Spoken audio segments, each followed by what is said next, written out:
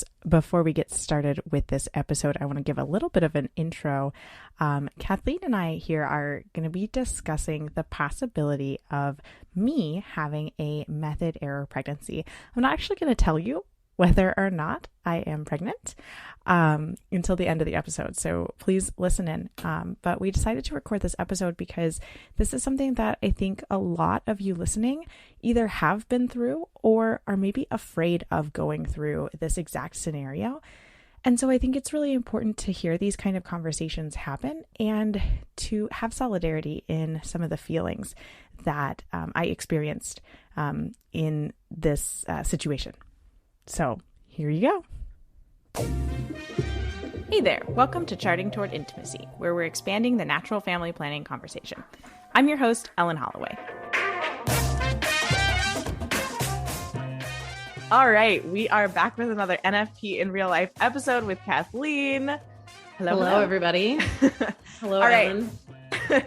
This episode, we just decided moments before recording what this topic was going to be. Literally less than 45 seconds ago. Yeah, literally. And it was just like total Holy Spirit moment that this is the conversation that we should have, because this is the point of these episodes. This, NFP in Real Life episodes. So right now, I don't know. I might be pregnant. Maybe. And it would be a method error pregnancy. Yep. Mm-hmm. And it's freaking me out a little bit. Yeah. So yeah, let me give some background. Do that first, and then we'll process. This is literally an episode where we're going to process this my emotions situation, like just right now, together with whoever is going to be listening in. Yeah, and this is what it's all probably about. I will wait to put this episode out until either I'm ready to announce the pregnancy if I am pregnant, or we'll see. Again, we're going to process that. Or until I confirm that I'm not pregnant, then I'll put this episode out, because this feeling that I'm having right now, I know a lot of you guys listening, you've had this feeling before, or you're worried about having this feeling. You're worried that this is going to happen. And this is a real life thing that happens. We have pregnancy scares when we are not ready to be pregnant. So some background about why this is a pregnancy scare, why would be a method error pregnancy. So I started using Marquette. Oh, I should find out exactly the day that I started using Marquette. So I am 8.5 months postpartum. Been breastfeeding. And my baby is started to get some longer stretches. He had one night a couple weeks ago where he actually slept the whole night, and you'd think it would be amazing, but then the 2-year-old woke up a bunch of times that night, so it was just a disaster. That always happens. That's if my it's life not there. one, it's another one. Yeah, exactly. Come on, I just want some sleep. Yeah, exactly. That's part of the reason why I don't want to be pregnant. Anyway. Okay, so let's see. I started using Marquette. Gosh, it's been a couple of months now. I know that I've ordered 3 boxes of test sticks. So what is that? 30, maybe 3 30 months. sticks per box, right? There's 30 per box, and on postpartum, you basically use one every single day. Right. So I've been using it for about 3 months. Basically I was trying to use symptothermal, meaning that it was kind of a mucus only, and it was too much for my mental state this time around. Last time my fertility returned earlier. So it just wasn't as much abstinence last time. And this time it was just no, you know what? I want to go Marquette. And it was great because so easy. Oh my gosh. Yeah. I did not have to think about it, except for the fact that I had to make sure that I peed in a cup instead of just peeing. And reset your monitor every 10 days. Yes, resetting the monitor every 10 days. Although that was really easy because the clear blue sticks, I thought that was going to be confusing, but the clear blue sticks, they're all bunched up in packs of 10. And That's so smart. Yeah. So I would take one bunch and I'd put it into a different little container. And then when I like did the last stick, then I would just reset it that morning. That's really smart. I think when I was doing it, they weren't bunched like that. Oh yeah, it's great. They're That's bunched so in tens. smart. Yeah. So anyway, yeah. Okay, so I'm not going to go through the protocol of Marquette because first of all, I'm not a Marquette instructor. And second of all, like this is not for like learning how to use Marquette. But essentially, and again, don't use this as the rules of Marquette. But essentially, when you're in cycle 0, every low is available. Essentially. So yeah, I had a low, and then I had 3 highs, and then I had a peak. So that was 5 days pre-peak. Well, and I guess like you can fill in the gaps there. Like we utilized that low day. Yeah. So that was 5 days pre-peak. That is within the range of possibility. Also, that day was a method defined usable day. Mm-hmm. And so, yeah, so I'm frustrated right now. I'm really, really frustrated. And part of the reason why I'm frustrated, and again, I'm like putting all of this on me, of course, right? Yeah. I am frustrated because I know that day I saw mucus. I remember, but I was like, well, I'm using the Marquette method. So I'm just going to use the Marquette method. This is fine. I know I saw mucus. Yeah. And so I'm like frustrated with myself of like, I should have just like, I should have said something and been like, you know what, let's just wait today. And like tomorrow, if I don't have mucus, like we'll be right. And then I would have been like, oh, whew, you know? Yeah.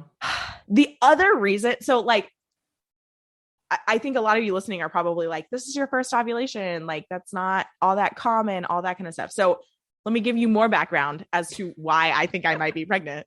It's my last return of fertility. I had like 4 days post peak and then I got my period. I had like 3 high temperatures. It was like with the symptothermal rule, like I had exactly enough to fulfill the symptothermal rule. And then my period started. Oh my gosh. I was like, you know, yeah.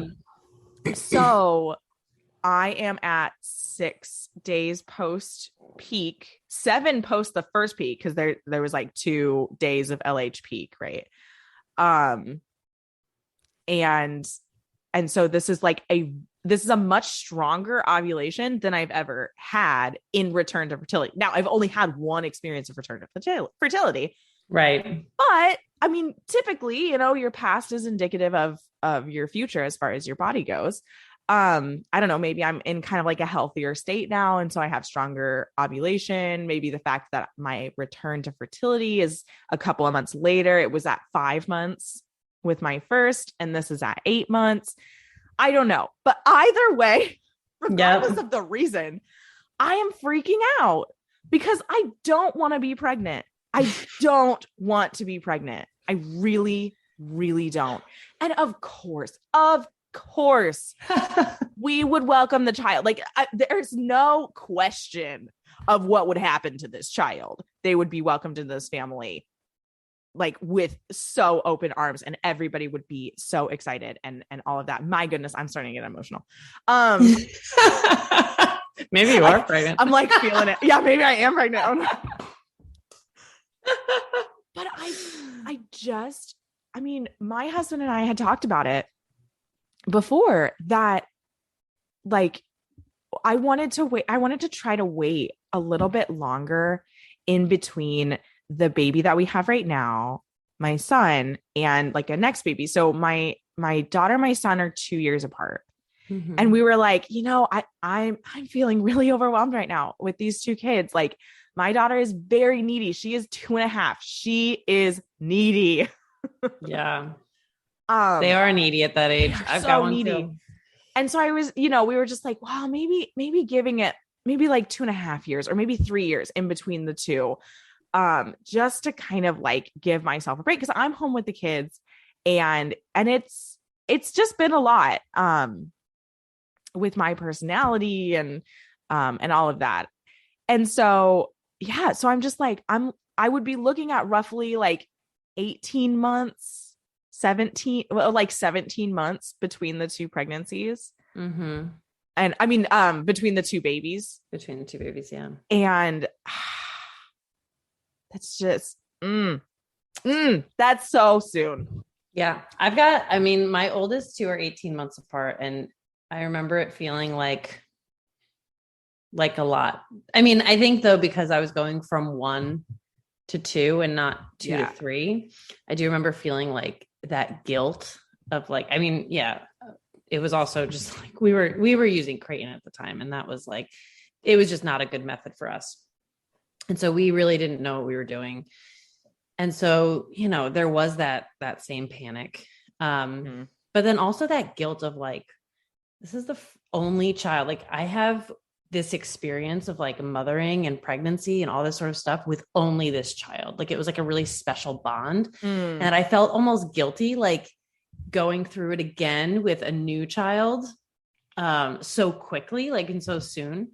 But regardless, I'll tell you, I mean, I've been in this situation, right? Like I think most people listening, I think I've been through one of these too. I'll tell you about my previous experience with this too. Yeah. Like a lot of us have been in this situation already. And the worst part about it, like I have some, you know, maybe helpful, maybe not helpful, like, right. Like comforting reminders that we can talk about if we want to, but sometimes you just need to sit in the suck, right? Like, let's just sit in it together. And I think it's always the worst, just knowing you have to wait that like week. Right. I can't take a pregnancy test yet. Yeah. It's like, I know very well what could be happening inside my body, but I can't know whether or not it's happening for another week.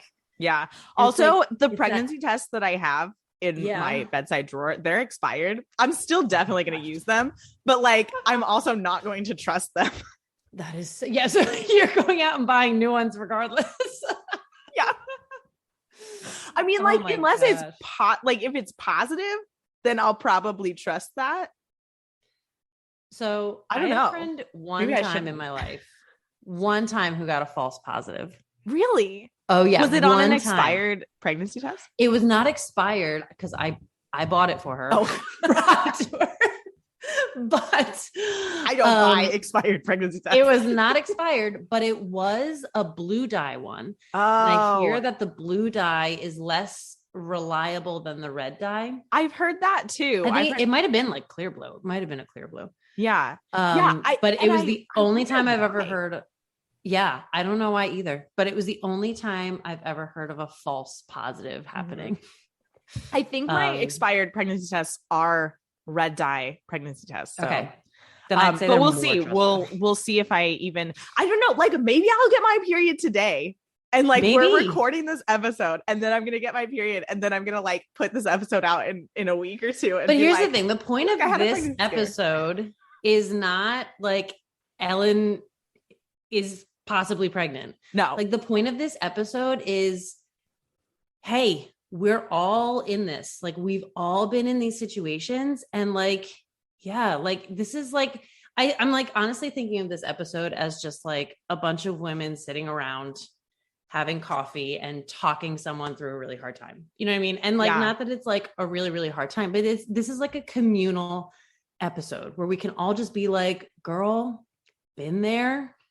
Like, who knows how it's going to turn out, but like, we got you, you know, and like, this is going to be fine either way, you know, like it's just to kind of like sit in it together and know that we're all in this, in the same sort of experience, though we have different stories and different, you know, little experiences within it. But at the end of the day, like we're all kind of trying to make it through the same thing, you know? Yeah. And I think it's like really cool that, we hopped on here this morning and you were just like, so here's what I'm going through. And I'm like, let's talk about this today, you know? Cause it's like, cause this is it. This is NFP in real life. This is what it's like.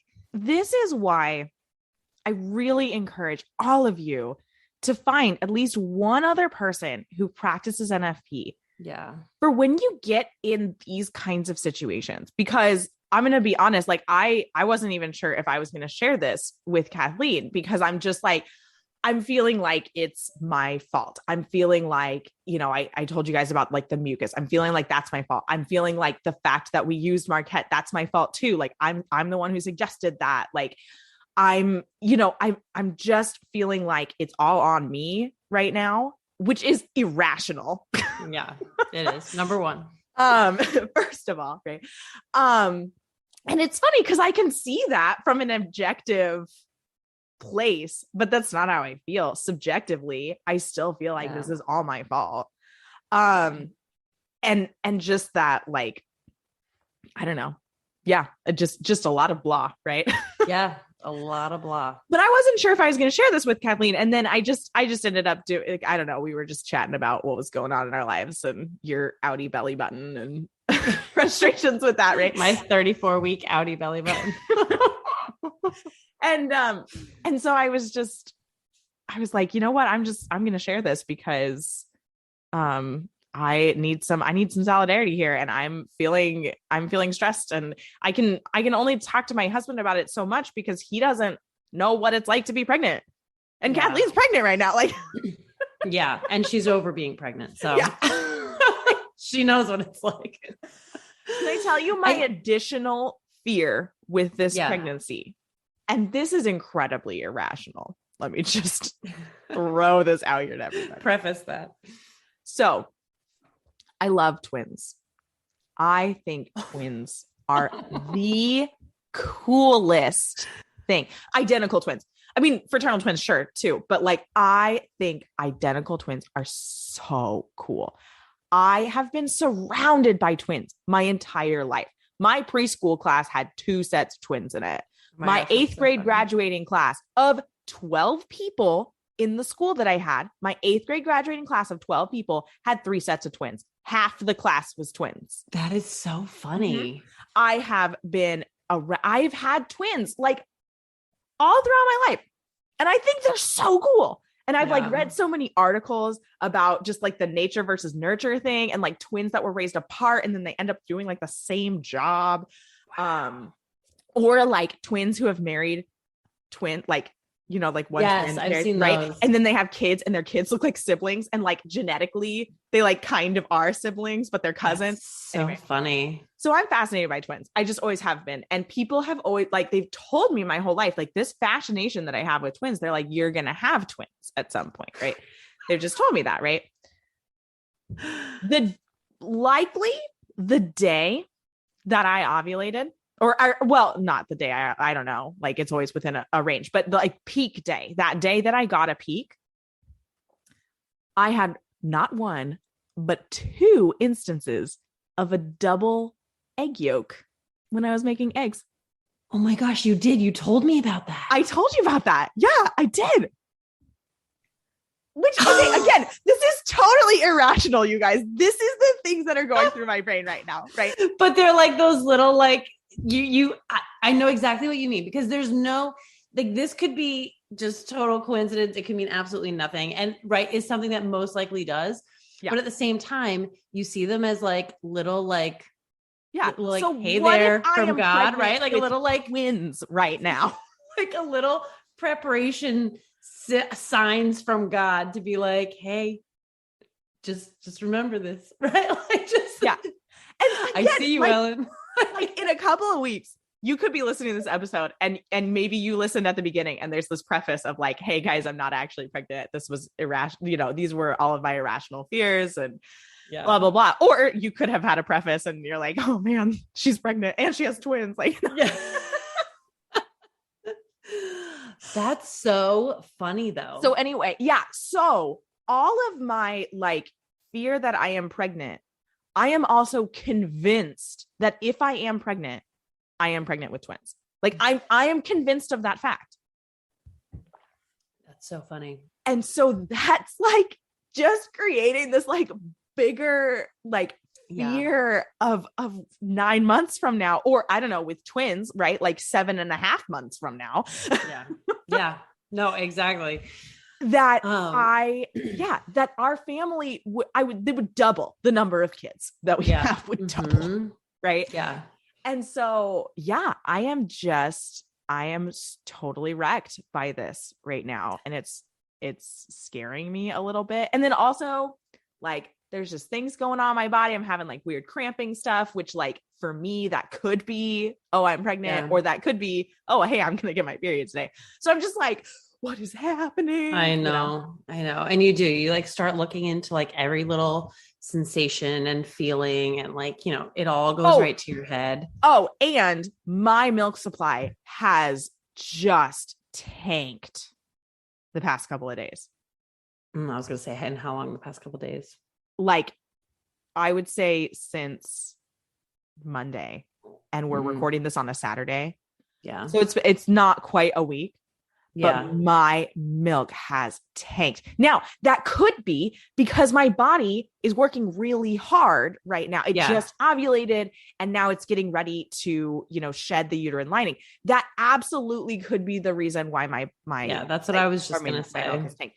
But the other reason why milk supply drops incredibly is pregnancy, especially when, I don't know if this is like scientifically proven, but I've heard colloquially, if you get pregnant before like a year, before your baby is a year, your milk supply is much more likely to drop. Yeah. I don't actually know. But also, he's still like really reliant on milk right now. I don't listen. Now, okay, I'm gonna give some of the, like, what I do in this situation, which some people may find helpful, some people may not, but when I end up in this situation where it's just like, you know what, like, this is completely out of my control, and I have nothing that I can do about it. I mean, period, at all. Like, you just can't do anything about it. I can do. But like, you can't even know what's going on for like I said, like at least a week or whatever. This is when I just like fall back into the arms of God. I'm just like, Lord, you just need to keep me calm. You need to keep me in the right perspective of all of this, and it's a great time to say a novena. You know what? I have been saying a novena. There you go. Because it's like 9 days, so it's like usually by the time you end the novena, you can probably test sometime around, the novena, when the novena ends, depending on when you start. So it's a great time to just kind of like really lean into God. And I think that sometimes, and I know he's done this for me, that I've had these scares that end up like being, negative pregnancy tests, right? But it's like always just this invitation to turn back to him. And sometimes the way that I work and the way that I kind of like go day to day, like things feel hectic all the time. And I'm really, really bad at sticking to a prayer routine. I'm really bad about it. But when I have something like this, that's just causing me stress and causing me some like additional anxiety or whatever, and I just know it's completely out of my control, those are the times that I just like always end up prioritizing like my prayer, because it's just like, it's like a kid being like, Daddy, I need you. You know what I mean? Like, it's just that, I don't know. And he's done that for me. He's given me those scares sometimes just to be like, come on back. Like, come on, like focus on me a little bit more, Right. That's such a good point.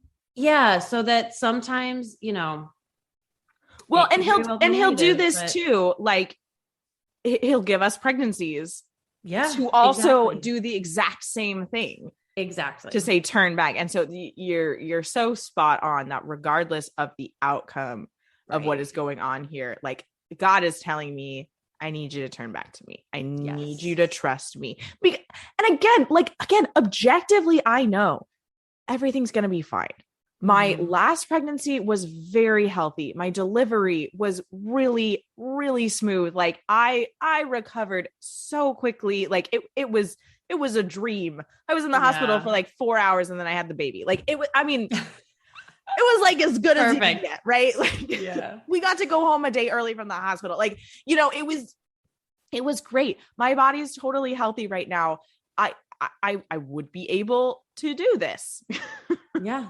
You would. Like, that's the big thing. You can do this, right? Yeah. Like, no matter what, you can do it either way. And yeah, I don't know. Like I said, I think sometimes people end up in these situations and they just want to sit in the suck. I mean, I get that way too. Like, I just want to sit in the suck for like a while, before, but then I always end up stressing myself out too much. And then it's like, all right, Lord, like, I need you to take some of this, and I need to know that I can trust you. I need to know that like you have the best plan for me, and you know what that is better than I know what that is. And whatever happens, like, we're going to make it, Yeah. I don't know. And then you always got to think in retro, like you got to think in the future too. That's the other thing that I do. I think forward to the future. Like right now, I would be feeling like you, like, I just really don't want to be pregnant. Like I physically don't want to be pregnant. And okay, yeah, what could I have done differently on that day? Like, I saw some mucus and I wish I would have said blah, blah, blah. But say you're pregnant 10 years down the road when you have this baby or multiple babies or whatever it might be, right? Like, you're going to feel so differently about it at that point. You're going to say, wow, praise God, I did use that day. Yeah. Praise God. Like, I didn't think twice about that, that little bit of mucus that I had. Like, praise God for these souls. Right. So, and again, that might not be helpful for some people right now. Right. In the moment. All get to a point. I think we all get to a point where we really do just need to put the suck aside and just lean into God and just be like, you know what? Like, you do know better than me. And in 5 years, 10 years, whatever it is, I'm going to know that you know better than me. Yeah. If this ends up being a positive test. Right. Right? We don't know. So I've had this happen once before, like just an ultimate pregnancy scare. Because I had a 21-day cycle. I think I've talked about this on the on the podcast before, but like my peak day was like day 7 or 8 or something. Whoa. Like that. Yeah. Like it was, maybe it was like 10. Maybe my peak day was like 10. It was really, really early. And we had utilized like day 6 or something. I think we were using a 650 day rule. Like, and so like sorry, that term is from Sympto Pro. All of you, if you're like, what did she just say? But yeah, we were using a 6-day rule, which would mean that the first 6 days were available, and you don't really have to like check as much. Right. And so that whole time, and that was when like ovulation was good, right? I didn't get my period until like 12 days, 13 days post peak, right? Like, wow. Yeah. It was a long luteal phase. And, but what that led to actually was my husband and I going, well, maybe it's time. Like, yeah. And so exactly. Part of me is just like, I really hope that's not what this leads to. Like, if I'm not pregnant, I still don't want to be pregnant next cycle. Right? Yep. And that's fair. That's fair. Like, we're allowed to want those breaks. We're allowed to, just like, I mean, we're allowed to need time. Yeah. But yeah, I think it's just, above all, no matter what happens, the most important thing is just to kind of take it as an invitation from God to just lean in, in whatever way he needs you to lean in, even if it's just by really committing to some sort of specific prayer time or, whatever it is that, again, I'm awful at prioritizing. And I know a lot of other moms out there are awful at prioritizing or even figuring out like, how do I even schedule it in the day? But when stuff like this happens, like, you figure it out all of a sudden, and I know God knows me well enough to be like, hey, I'm really going to increase your anxiety so that you remember who you're dependent on here. Right. Like, that's always what he has to do for me. Which is awful. I'm terrible. I'm a terrible Catholic. Yes. That whole total reliance on God thing is something. I know, it's really hard.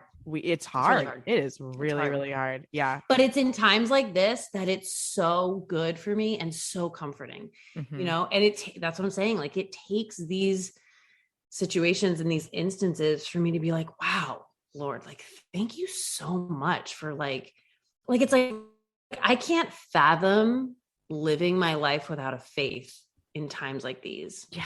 Same thing. Like when like close people die, you know what I mean? This is like a tangent, but when you like experience death, right? Like, it's just like, I can't imagine going through this without knowing that you are there with me, you know, and that I can fall back on you and that I can rely on you and that you are walking me through this whole thing. Yeah. And the promise, you know what I mean? Just like the promise that he's made to all of us, you know, to like be our father and to, you know, I don't know, like, these are the moments that I just kind of like am like really moved and hit hard by that. So I don't know, maybe that's what this is. Maybe it's not. Maybe we just don't know. Yeah. A reminder to fully trust in God.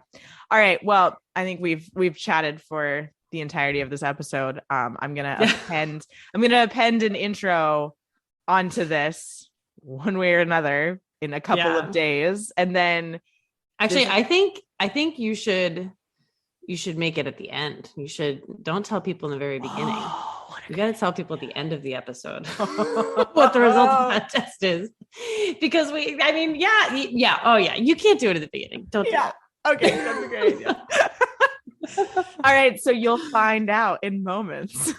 In moments or not, whether Ellen is actually pregnant or not. Yeah. Did we say any dates? No. No. Okay. We've only. No. Okay. Good. Because you'll find out, like, you know, or I'm going to put this out either in a couple of weeks if I'm not pregnant, or in a couple of months if I am. But good. We didn't put any dates. Okay. All right. No, we did not. Now you'll find out. All right, everybody. Here's the moment. I am not pregnant. I did actually end up having a very strong ovulation and had a very normal luteal phase, which definitely freaked me out for a solid week after we recorded this episode. But something that we did mention toward the end about turning yourself back to God, turning your life back over to God. These kinds of situations, these are those reminders to turn right back to God and give our lives over to Him. Thanks so much for listening. Be sure to follow us on Instagram if you aren't already at Charting Toward Intimacy. And if you have any questions, comments, or episode topic ideas, please reach out to me. I'd love to hear from you. And this particular episode, I think, might be really helpful to a friend that you have. So if there is someone that you think of that might really enjoy or might really find this episode helpful, please share it. Thanks so much. Until next time.